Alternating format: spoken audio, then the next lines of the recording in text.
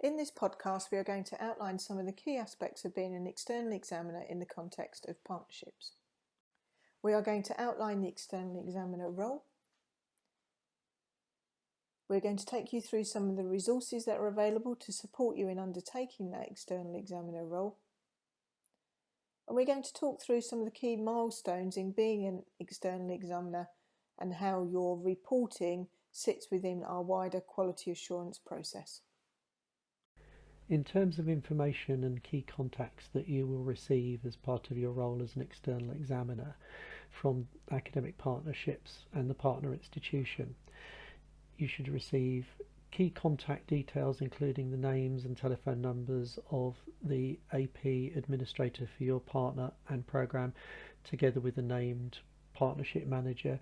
You should also receive key contact in details and names of the key folk at the partner institution. You will also receive information on programme information and also reports from your predecessor as external examiner for the previous 2 years, including the responses from the programme and the subject team. We'll also get the external examiner report template to be completed and returned after the subject assessment panel and the award assessment board. There are some subtle differences depending on whether you're working with a UK or international transnational education partner. This is really reflected in how and who you will engage with at the different partner institutions, their HE office and the programme team, but you will be guided through this process. As an external examiner, your role is to check and review that academic standards are being maintained according to national standards and national qualification frameworks, and also to check that the programme is being delivered according to the programme and module specification and assessment set out in the programme documentation. We ask you to check and review that the assessment process measures student achievement against the intended learning outcomes, that the assessment process is in line with university assessment policy, and that due process is being followed, for example in relation to marking and moderation. You will be asked to confirm that the university's awards are comparable in standard to awards confirmed by other UK HEIs, and as part of that, as an external examiner, you will be asked to review a sample of assessment of students' work. We also ask you to make a judgment on whether the assessment process is operated fairly and equitably and in accordance with university regulations.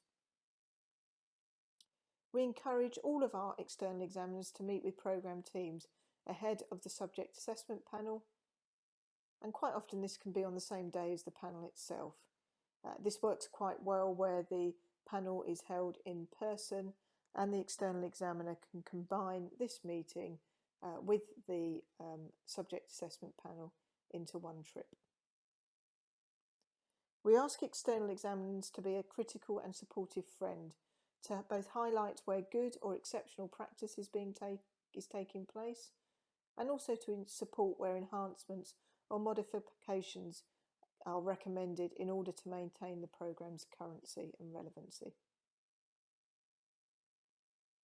We also actively encourage external examiners to meet with students in order that you can get their feedback and views on the programme, and that you can understand how students engage and experience the programme. And this can be undertaken in person or virtually by Zoom or Skype. Now, the university provides a number of central resources to support you in your external examiner role. And copies of relevant documentation is provided online by our quality office through their website. And in addition, programme level documentation will be provided by academic partnerships and the partner college. And we will give you more information about this on the next slide. I'm now going to take us through some of the key pieces of university policy, process and documentation that you as an external examiner will be interacting with. The university's got a dedicated website for external examiners of our talk programmes, and you will have been sent to this as a link as part of your contract offer in email from academic partnerships. Also, these documents can be found following the link on the slide or by doing a Google search for University of Plymouth external examiners. There is an external examiner guide for all taught programs, undergraduate and postgraduate, that include details of policies and procedure. This includes information on the external examiner role, your powers and responsibilities. You will have access to the university assessment policy and marking and moderation policy. The latter includes information on sampling and assessment for external examiners to receive. The university's academic regulatory framework includes key information on passing modules, referral, compensation, and award classification. There will also be potential for some programs that you examine to have non-standard academic regulations.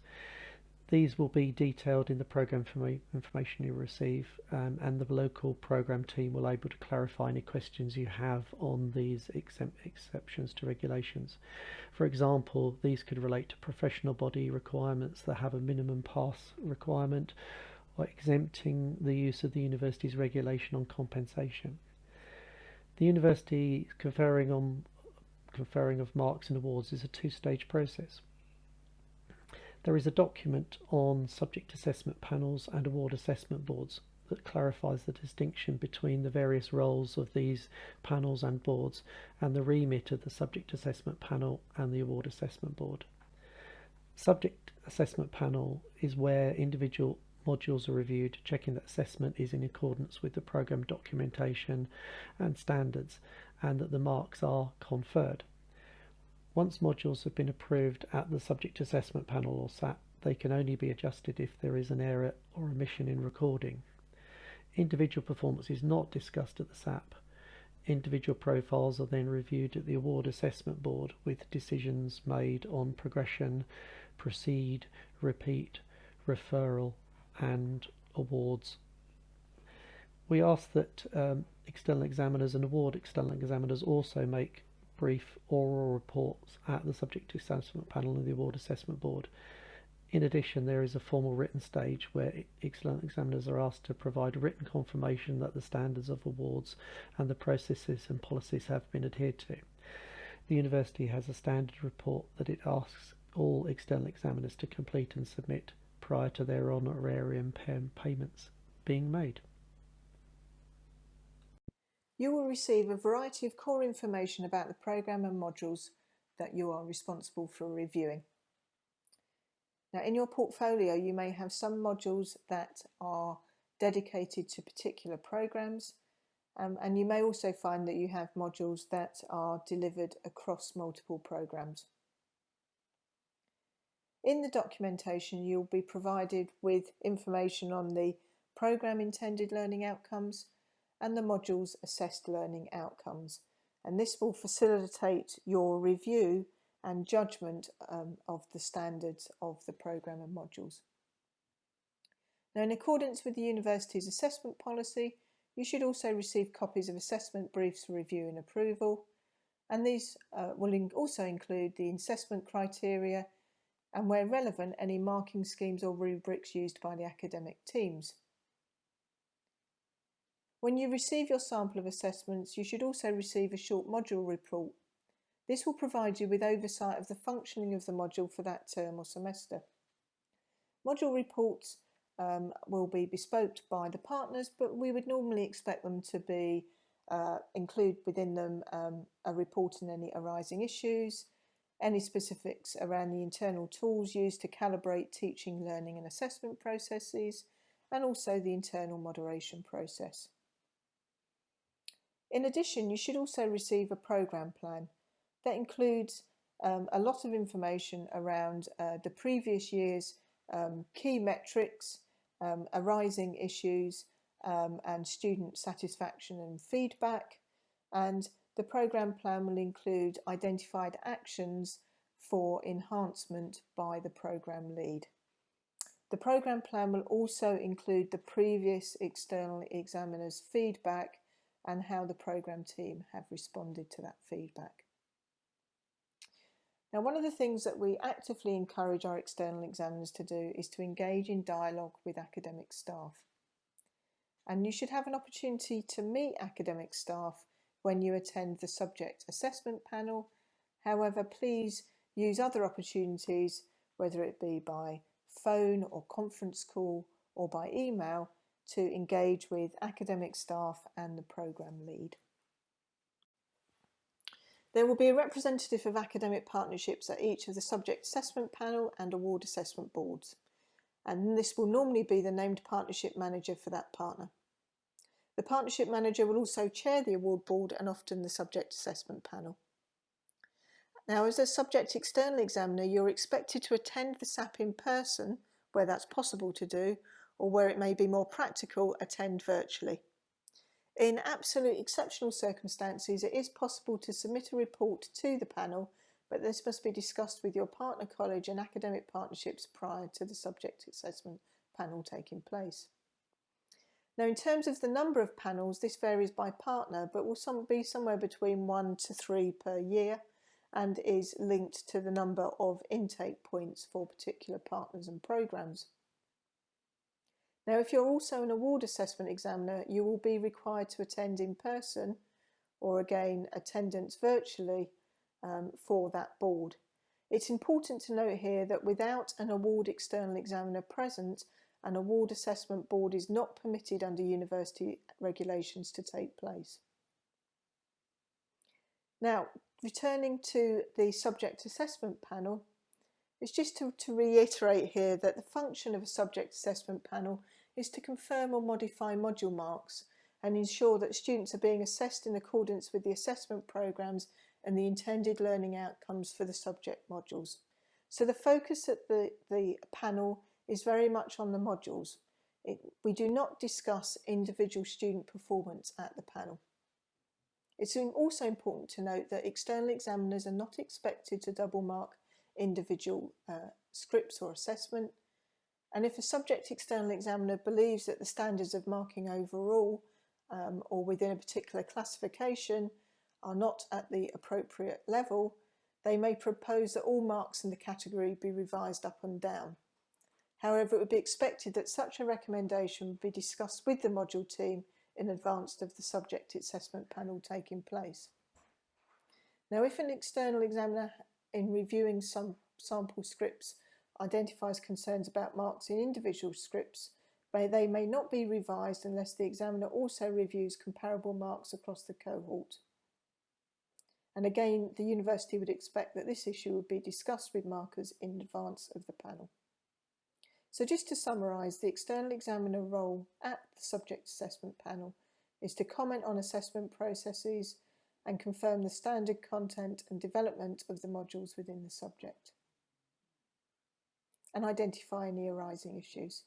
After the panel, we ask all EEs to complete and return to academic partnerships an external examiner report, and we have a standardised template for this. If you are also an award external examiner, you will be required to attend in person or virtually the award assessment board. And here that role of the external examiner and the role of the board is to review individual student profiles, making decisions on progression and award and referral according to and permitted by the academic regulations. Again, where there are programmes with more than one intake per year, you will find that there will be more than one award board. And again, with award assessment boards, there is an award assessment board report template to be completed by the external examiner that verifies the running of the board was aligned to the university regulations and processes. Now, once you've submitted your external examiner reports, these will be sent through to partner colleges by academic partnerships, and we will ask them to make a formal response to your report. And there is a section at the back of the report template for this. Once we receive back from the partner college the formal response, it will be sent through to you, and your report and the response will be made available on the university website. In addition, and as previously mentioned, partnership managers will then use the external examiner report as part of the annual review quality assurance process within academic partnerships. Now, the EE report will also be used alongside other evidence from the programme that will include metrics, student feedback and review of programme plans and programme committees. And the partnership manager will write an annual review report that is used to support a discussion at the Joint Board of Studies. Now, in terms of our quality assurance process, in addition to the partnership manager role for annual review, oversight of annual review is also conducted by the head of partnerships. Just a few things about administrative processes and support. If you're a new external examiner, we will need at some point to carry out the right to work checks. These would normally be done in person at your attendance at a Sutton board at the partner institution, but actually the office will be in touch with you about how we're managing to try and do this in the COVID scenario. Travel arrangements are normally organised either by academic partnership or the partner, depending on the local arrangements. But again, at the moment, we are more likely to be in touch with you to arrange either from the university or the partner about attending via Microsoft Teams, Google Meet or Zoom, depending on the technology most in use at the partner institution. And if you've got questions or concerns about this and your experience about this, it's a good idea to speak to the partner institution or the relevant administrative support person in academic partnerships. Post the subject assessment panel and award assessment boards, we ask you to submit your external examiner's report as quickly as you can after that, and then that will then trigger the payments process for your work in support of us as an EE. You can find more information about academic partnerships and access our external examiner online resources at the web addresses listed here.